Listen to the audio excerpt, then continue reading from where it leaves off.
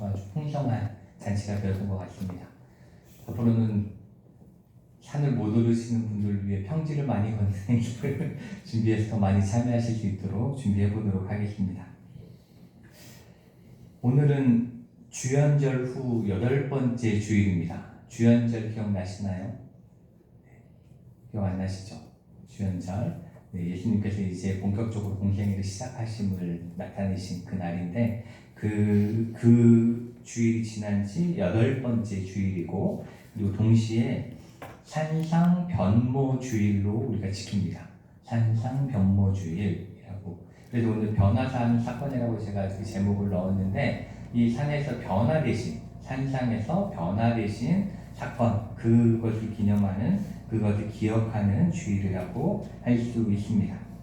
이 말씀 속에, 우리가 누가복음 말씀 속에 이 내용은 굉장히 신비로운 체험처럼 보여지기도 합니다.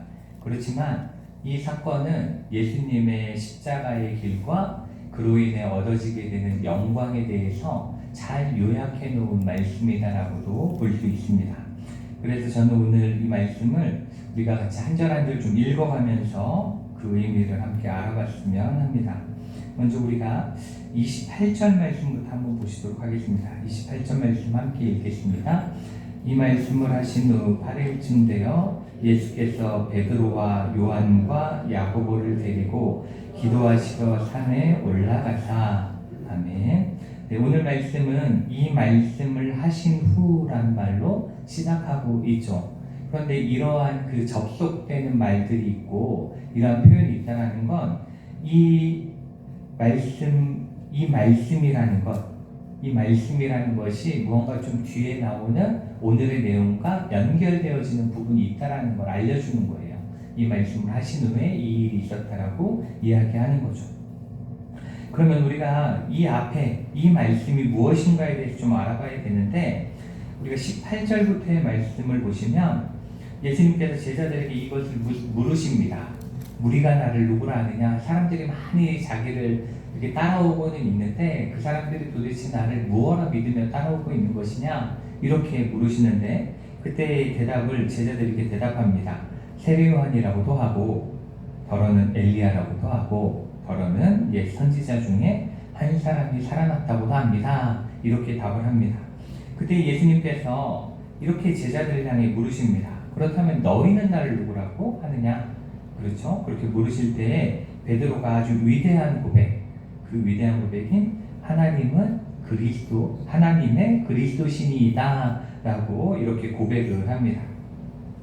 그리고 예수님께서는 앞으로 많은 고난을 받으실 것이고 죽임도 당해야 되고 제3일에 살아나기도 해야 된다라고 말씀을 하십니다. 그런데 이 누가복음에는 나와 있지 않지만 똑같은 사건을 기록한 마태복음 16장을 보시면 이 예수님께서 고난당하시고 십자가에 달려 죽으신다라는 이야기를 할 때에 이 예수님의 말씀에 대해서 베드로가 이렇게 항변하는 내용이 나와요. 주여 그리 마옵소서, 그 일이 결코 주께 미치지 아니하리이다. 그런 십자가의 사건, 고난 이런 건 있지 않을 거예요. 이렇게 베드로가 이야기할 때에 예수님께서 베드로를 향해서 이렇게 말씀하십니다. 사탄아, 내 뒤로 물러가라. 너는 나를 넘어지게 하는 자로다. 내가 하나님의 일을 생각하지 아니하고 도리어 사람의 일을 생각하는도다. 이렇게 말씀하시면서 베드로를 책망하시는 내용이 나옵니다. 이 내용을 통해 우리가 알 수 있는 것은 베드로와 이 제자들은 예수님을 그리스도로 믿고는 있었어요. 메시아로 믿고는 있었지만 십자가를 향해 가시는 예수님, 십자가를 향해 걸어가시는 예수님에 대해서는 전혀 이해하지 못하고 있는 겁니다. 왜냐하면 자신들이 기대하고 있는 그리스도, 자신들이 생각하고 있었던 메시아하고는 전혀 다른 이야기를 하셨기 때문에 그렇습니다. 이렇게 제자들과 함께 하시며 하나님의 나라에 대해서, 그리고 하나님 나라를 향해 걸어가는 그 길에 대해서 그렇게 가르치셨음에도 불구하고 예수님의 뜻을 여전히 하나도 이해하지 못하고 있는 제자들을 안타깝게 여기셨어요. 예수님께서 굉장히 안타깝게 여기셔서 예수님은 오늘 베드로와 요한과 야고보를 데리고 기도하시러 산에 올라가셨습니다. 이 세 명의 제자는 어찌 보면 예수님께서 가장 신뢰하셨던, 가장 잘 사용하셨던 그러한 제자를 동행해서 올라가고 계신데, 요건 마치 이 세 사람에게는 좀 더 깊은 과외를 하고 있는 것 같다라는 생각이 좀 듭니다. 이 세 명만 따로 불러서 뭔가 좀 더 깊은 이야기들을 해주러 올라가신 걸로 보여집니다. 그래서 이제 산에 올라가시게 되는데, 그냥 여기서는 어떤 산에 올라가셨다라는 얘기가 없어요. 그렇죠? 성경에 어떤 산에 올라가셔서 산으로 올라가셨다라고는 기록하고 있지 않은데, 학자들 중에는 이 산이 헐몬산이다 라고 이야기하는 사람도 있고, 다볼산이다 이렇게 이야기하는 사람들도 있기는 합니다. 그렇지만 성경은 정확하게 이야기하지 않고 있는데, 그 이유를 우리가 생각해보면, 첫째는 예수님께서는 무언가 중요한 일을 해야 될 때마다 산에 올라서 기도하셨습니다. 그러한 경우들이 많이 나와요. 그렇기 때문에 그 당시에 이 말씀을 듣고 있는 사람들, 그리고 이 말씀에 대해서 이야기를 듣는 사람들은 예수님이 항상 기도하러 올라가셨던 산에 대해서 이미 알고 있기 때문에 굳이 산이 어느 산인지를 알려줄 필요가 없었기 때문에 그냥 산이라고 이야기해 줄 수 있다라는 해석이 가능하고, 두 번째는 중요한 거는 산이 중요한 게 아니라 기도하러 올라가신 게 중요하다. 그렇기 때문에 굳이 어떤 산인지는 알 필요 없이 기도하러 예수님께서 올라가셨다는 것이 더 중요하다. 그렇기 때문에 기록하지 않았을 수 있다라고 생각하기도 합니다. 우리도 똑같습니다. 우리가 여기서 생각해야 되는 것은 산이 어느 산일까? 학자들처럼 막 산을 찾아 헤매는 것이 중요한 것이 아니라, 예수님께서는 언제나 중요한 일이 있을 때마다, 무언가를 행하실 때마다 항상 깊이 기도하기 위해서 산으로 오르셨다는 것이 중요하다는 겁니다. 누가복음 6장 12절에는 이렇게 쓰여져 있습니다. 이때 예수께서 기도하시러 산으로 가사 밤이 새도록 하나님께 기도하셨다. 이렇게 말씀하고 있는데, 그 기도하신 다음에 하신 일이 12명의 제자, 얼마나 중요해요. 그렇죠? 가장 중요한 제자 삼는 일을 하셨던 것을 보게 됩니다.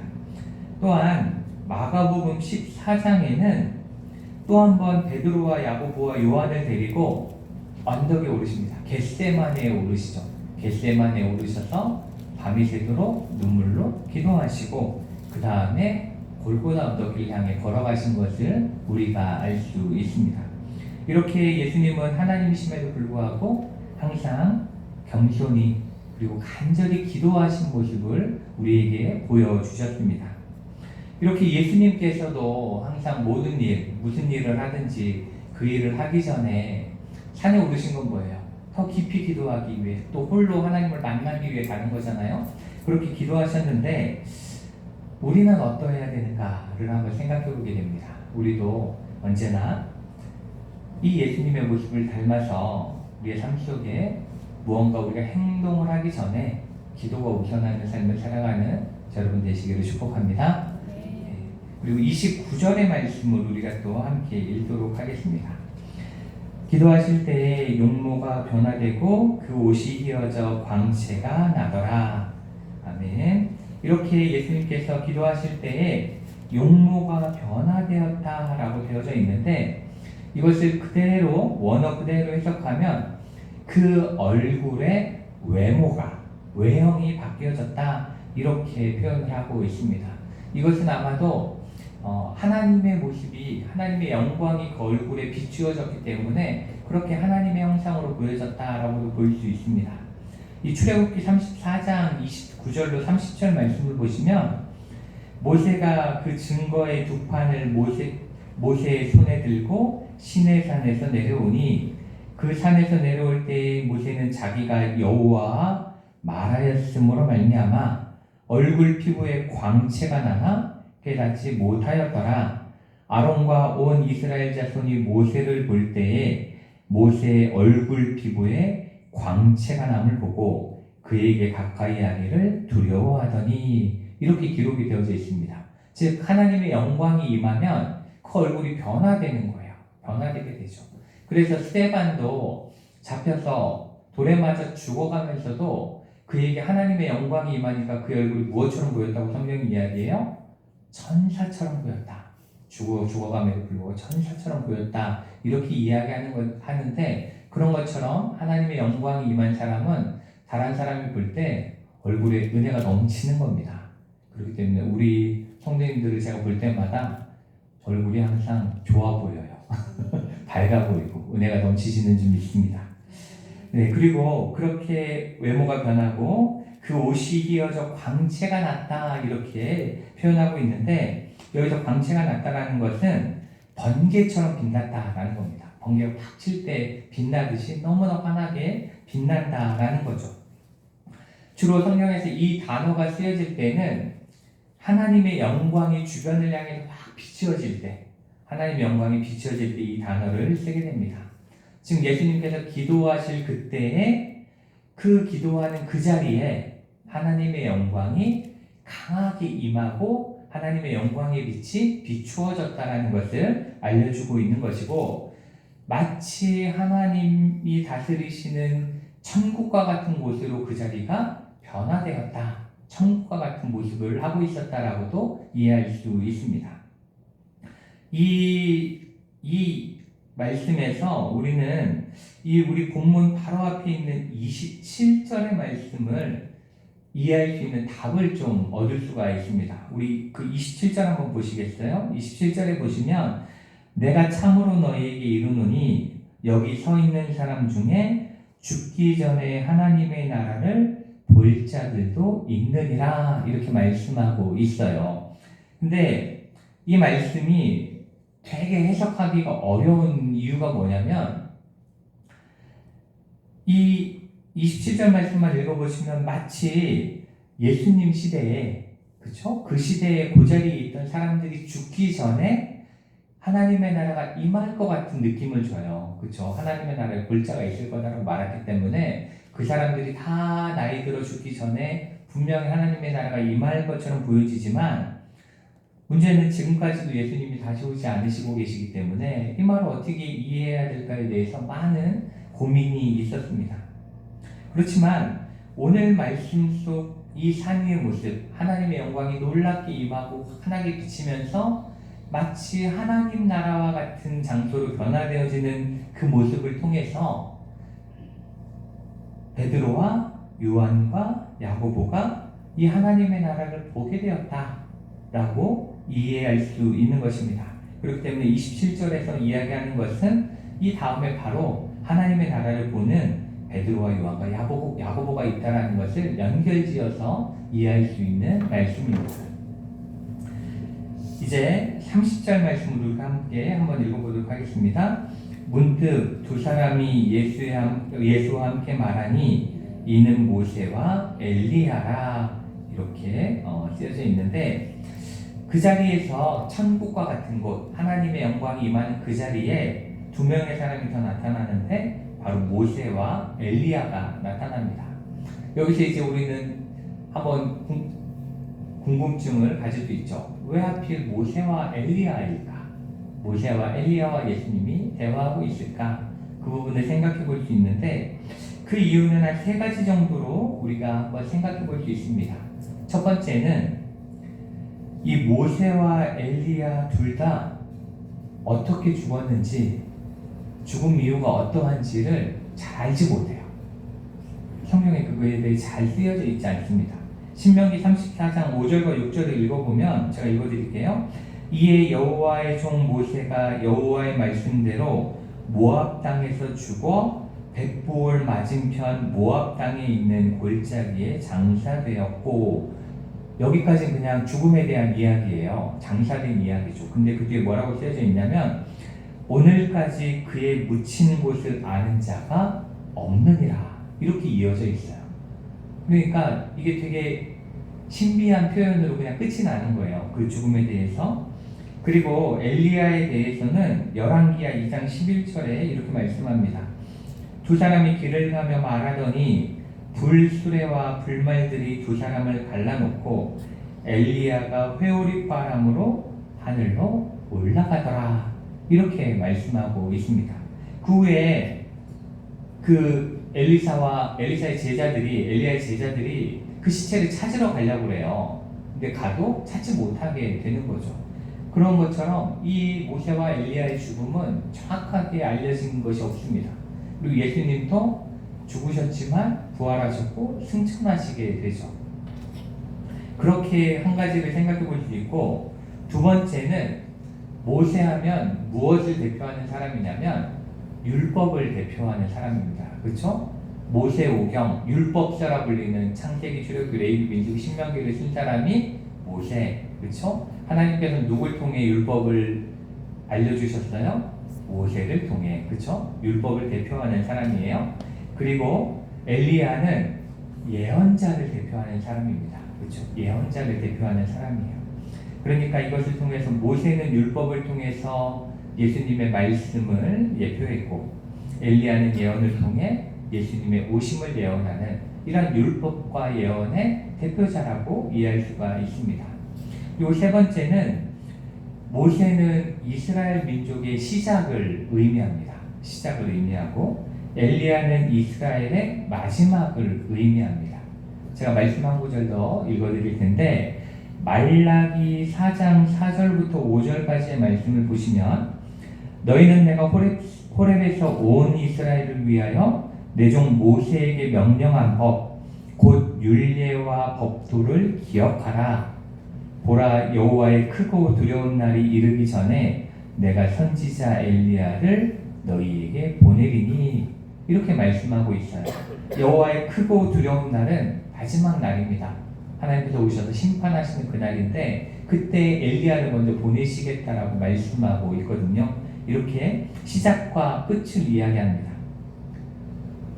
어떤 분들은 이렇게 물어보실 수 있어요. 아브라함이 이스라엘의 시작이지 어떻게 모세가 이스라엘의 시작인가? 이렇게 물어볼 수도 있지만, 이스라엘 민족의 선조는 아브라함이지만 이스라엘이라는 민족이 민족으로서의 정체성을 가지고 그 나라를 시작한 것은 출애굽 이후에, 그렇죠? 출애굽 이후에 민족으로서의 가치를 갖게 되었던 것이고, 그때부터가 이스라엘이 시작되어졌다라고 볼 수 있습니다. 이렇게 모세와 엘리야는 어떠한 것으로 해석을 해도 똑같이 다 이스라엘을 대표하기도 하고 예수님을 예표하는 것이기도 되기 때문에 셋 중에 어떤 해석만 맞다 이렇게 이해하기 좀 어려운 것 같아요. 다 합리적인 이유들이 있고 다 굉장히 큰 대표성을 띈다라고 보시면 되겠습니다. 이제 31절 말씀으로 우리가 함께 한번 읽어보도록 하겠습니다. 영광 중에 나타나서 장차 예수께서 예루살렘에서 별세하실 것을 말할세. 아멘. 이 31절의 말씀이 굉장히 이 전체 이야기의 핵심적인 내용을 담고 있는 거예요. 이게 굉장히 핵심이라고 볼 수 있는데, 우리말 성경에서는 예수께서 예루살렘에서 별세하실 것을 말할세, 이렇게 별세하신다 라고 표현하고 있는데, 원어를 그대로 직역하면, 헬라어를 그대로 직역하면 그들이 영광 가운데 나타나서 그의 떠나심을 말하고 있었다. 그의 떠나심을 말하고 있었다. 그가 예루살렘에서 그것을 이루려고 했다. 이렇게 해석이 됩니다. 떠나심을 말했고 그가 그것을 이루려고 했다. 이렇게 되어져 있는데, 여기서 떠나심이라는 단어, 떠나심, 별세라는 단어는 엑소도스입니다. 엑소도스. 제가 외국어를 써서 좀 어려워하실 수 있지만, 엑소도스라는 단어는 떠나, 탈출 이러한 의미를 담고 있고, 그 성경에 출애굽기의 제목이 뭔지 아세요? 출애굽기의 영어 이름은 엑소도스입니다. 그게 출애굽이에요. 애굽으로부터 떠나는 내용이 출애굽기거든요. 그 엑소도스입니다. 이 말은 이 엑소도스라는 말을 여기서 별세라는 단어에 사용했던 것은 그 예수님이 십자가에 달려 죽으신다라는 것이 어떠한 의미냐면 모세가 출애굽할 때에 유월절 어린 양의 피를 믿고 그것을 문설주에 바른 자들을 하나님께서 구원해낸 것처럼 예수님의 그 십자가의 죽으심, 그 떠나심을 믿고 그것을 통해 구원이 이루어질 것을 믿는 모든 자에게는 영원한 생명, 하나님 나라의 영광이 주어질 것이다라는 것을 말씀하고 있는 거예요. 그러니까 단지 예수님이 별세하실 거다라는 말이 중요한 게 아니라 그 의미가 바로 그것을 믿는 자는 하나님 나라의 영광을 누리게 될 것이다라는 걸 알려주고 계신 거죠. 그렇기 때문에 이 이야기가 어찌 보면 이 십자가를 통한 구원의 이야기가 예수님과 모세와 엘리야가 했던 말의 모든 대화의 핵심이라고 볼 수 있는데, 문제는 제자들은 이러한 메시아를 기다려본 적이 없다라는 거예요. 이러한 그리스도를 원하지 않았다라는 겁니다. 그들은 오로지 강력한 군사력과 왕권을 가지고 이 로마의 세력을 전복시키는 왕국을 기대했습니다. 그렇지만 예수님은 그것이 아니다라는 것을 이 환상을 통해서, 이 사건을 통해서 알려주고 계신 거죠. 32절 말씀을 우리 함께 읽도록 하겠습니다.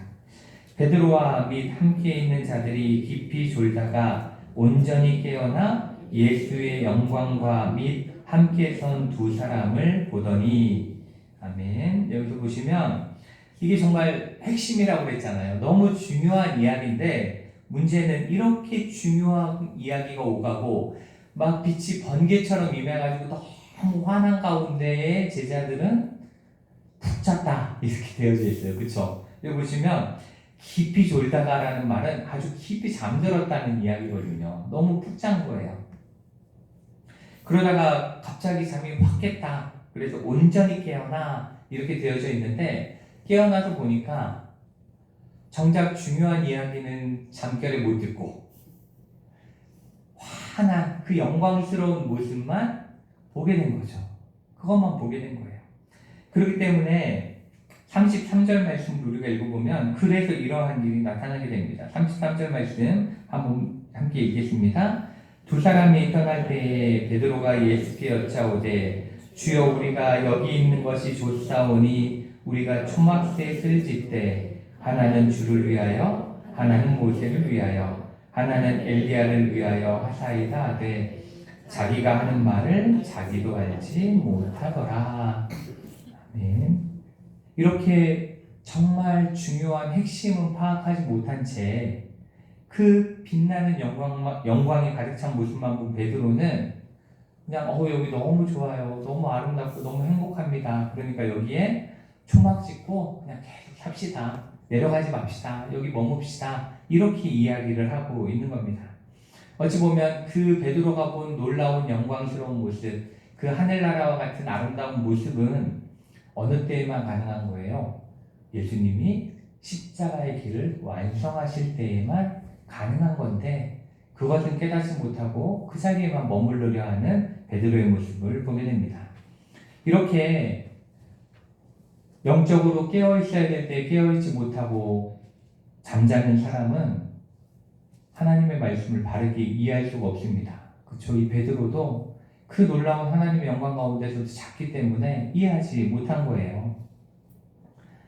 그렇기 때문에 우리는 이 제자들과 같이, 베드로와 같이 영적으로 잠자는 자들이 되어서는 안 됩니다.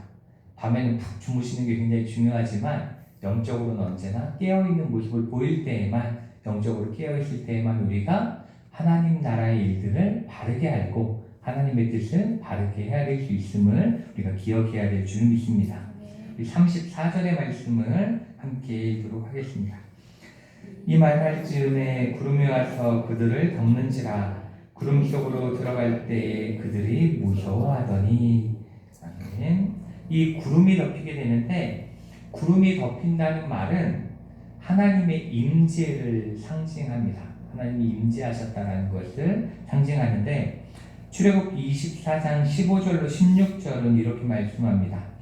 모세가 산에 오르매 구름이 산을 가리며 하나님의 영광이 시내 산 위에 머무르고 구름이 엿새 동안 산을 가리더니 일곱째 날에 여호와께서 구름 가운데서 모세를 부르시니라.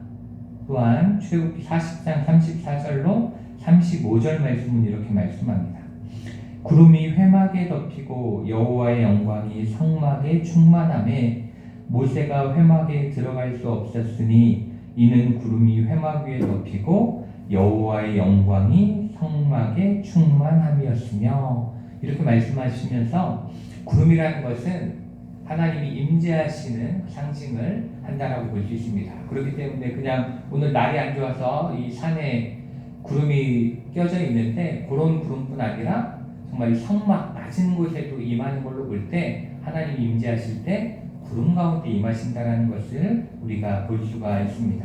또한 이 하나님의 영광이 임하면 사람들은 두려워할 수밖에 없습니다. 왜냐하면 하나님을 본다는 것이 굉장히 경외감을 느끼게 되기 때문에 제자들이 두려워한 것도 단지 무서워하는 것이 아니라 하나님의 영광을 볼 때 사람들이 갖게 되는 경외심, 그러한 두려움이라고 이해할 수가 있습니다. 35절 말씀을 함께 읽도록 하겠습니다. 구름 속에서 소리가 나서 이르되 이는 나의 아들 곧 택함을 받은 자니 너희는 그의 말을 들으라 하고. 아멘. 하나님께서는 구름 속에서 구름 가운데 나타나셔서 이렇게 말씀하십니다. 너희는 그의 말을 들으라, 이렇게 말씀을 하고 있습니다. 내 생각대로 내 믿음대로 예수를 따르는 것이 옳지 않다라는 겁니다.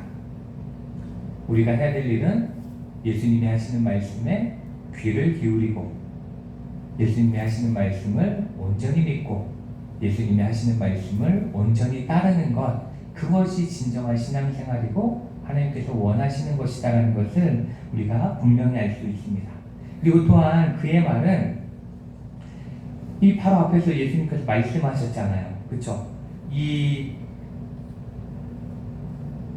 23절부터 27절까지의 말씀이 예수님의 말씀이기 때문에 성경책 보시면 이렇게 예수님의 말씀만 이렇게 빨간색으로 되어 있어요. 그렇죠? 다른 말들은 까만색으로 되어 있지만 예수님의 말씀은 특별한 색깔로 구분이 되어져 있어요. 그렇기 때문에 이 말을 들으라라는 것은 이 앞에 나오는 말씀을 들으라고 하는 표현이기도 합니다. 23절부터의 말씀을 보시면 아무든지 나를 따라오려거든 자기를 부인하고 날마다 제 십자가를 지고 나를 따를 것이니라.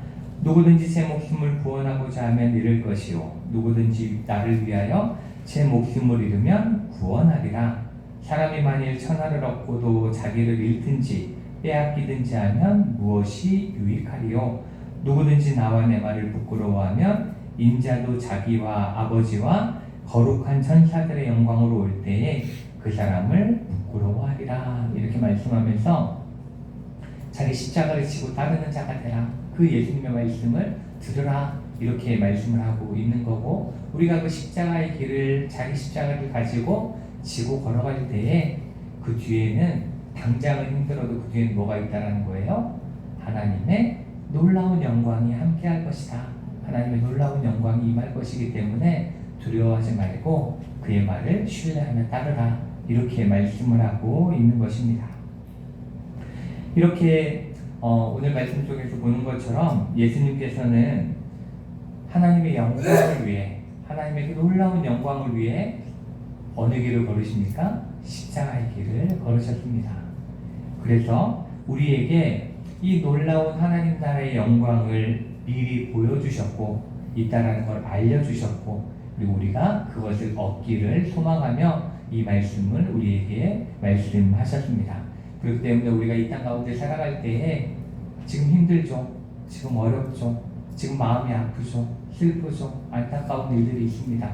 그렇지만 그럼에도 불구하고 우리가 믿음 가운데 굳건히 나아갈 수 있습니다. 왜냐하면 믿음으로 그 모든 시간들을 견디어 이겨내면 하나님의 놀라운 영광이 우리 가운데 함께할 것이기 때문이고, 하나님 나라의 그 아름다운 가운데 우리가 참여할 수 있기 때문에 그렇습니다. 그렇기 때문에 오늘 말씀을 우리가 함께 나누면서 정말 예수님께서 우리에게 예고편을 보여주신 거예요. 하나님 나라의 예고편을 보여주시고 십자가를 통해 그것을 이루실 것을 말씀하셨습니다. 그리고 하나님 예수님께서는 그 십자가의 길을 걸으셨고 우리에게 이 하나님의 놀라운 은혜의 자리를 허락하셨습니다. 우리 모두 그것을 믿고 살아감으로써 정말 이 땅에서의 힘듦 때문에 쓰러지고 좌절하는 것이 아니라 오로지 하나님을 보여주실 영광스러운 그날을 기대하면서 힘있게 오늘 하루도 살아가시는 저 여러분 되시기를 주님의 이름으로 축복합니다. 기도하시겠습니다. 사랑과 은혜가 많으신